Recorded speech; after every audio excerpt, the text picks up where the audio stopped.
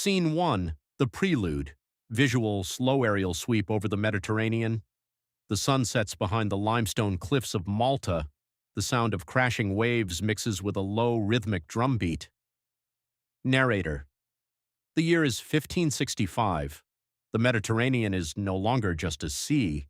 It is a battlefield between two worlds. To the east, the Ottoman Empire, a superpower under Suleiman the Magnificent, whose shadow stretches from Baghdad to the gates of Vienna. To the west, the fractured kingdoms of Europe, protected only by a relic of the Crusades, the Knights of St. John. Narrator. Between these two titans lies a tiny scorched limestone rock, Malta. If it falls, the gateway to Sicily and Italy swings wide open. The stakes are not just land, they are the future of the continent. Scene 2, the unstoppable force. Visual, maps showing the Ottoman fleet, nearly 200 ships sailing toward the island. Cut to recreations of janissaries sharpening scimitars.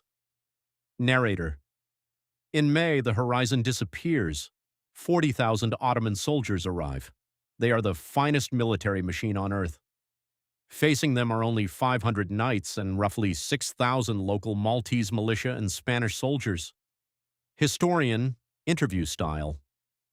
The Ottomans didn't just bring men, they brought the basilisks, massive cannons capable of firing 600-pound stone balls. They didn't intend to just fight, they intended to erase the island from the map. Scene 3, the sacrifice of St. Elmo. Visual, smoke and fire. A small star-shaped fort, St. Elmo being hammered by artillery, close-ups of bloodied bandages and flickering torches. Narrator. The Ottomans targeted Fort St. Elmo first. They expected it to fall in 3 days. It held for 28. Narrator. Inside, the heat was suffocating. The knights, led by the 70-year-old Grandmaster Jean de Valletta, knew there would be no rescue. When the fort finally fell, the Ottoman commander, Mustafa Pasha, was so enraged by his losses that he decapitated the remaining knights, nailed them to crosses, and floated them across the harbor to the main city. Narrator. Valletta's response was equally grim. He executed his Ottoman prisoners, loaded their heads into his cannons, and fired them back at the enemy.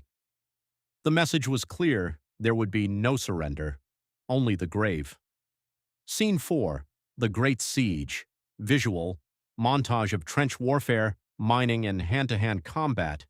Hand-drawn diagrams of the hellfire hoops soaked in oil and set ablaze, rolled into the Ottoman ranks. Narrator. For 3 months, the island became an oven of fire and steel.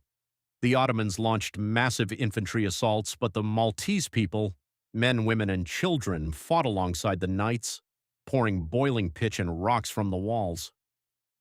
Narrator. Food was running out. The water was stagnant. Disease began to kill more men than the swords. By August, the Ottoman army was also fracturing. They were losing thousands to dysentery, and the invincible janissaries were refusing to charge the walls again.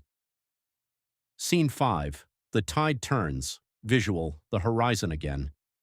A small fleet of Spanish ships appears, the Piccolo Soccorso, the small relief. Narrator. September 7th. A Spanish relief force finally arrives. It is small, but to the exhausted Ottomans it looks like an army of giants. Fearing they would be trapped on the island, the Ottoman commanders ordered a retreat.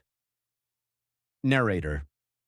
As the last Ottoman sails vanished toward Istanbul, the bells of the ruined cathedrals rang out.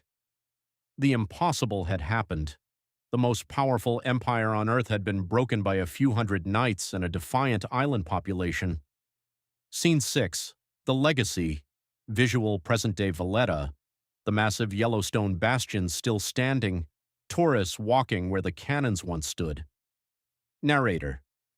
Suleiman the Magnificent would never again attempt to take the heart of the Mediterranean. Out of the rubble, a new city was built, Valletta, named after the man who refused to blink. Narrator. The Siege of Malta remains a testament to a simple historical truth, that ambition can build empires, but sheer endurance can bring them to a standstill. Music swells and fades to black. Would you like to focus on a different empire for the next transcript, perhaps the Mughal or the Mongol expansion?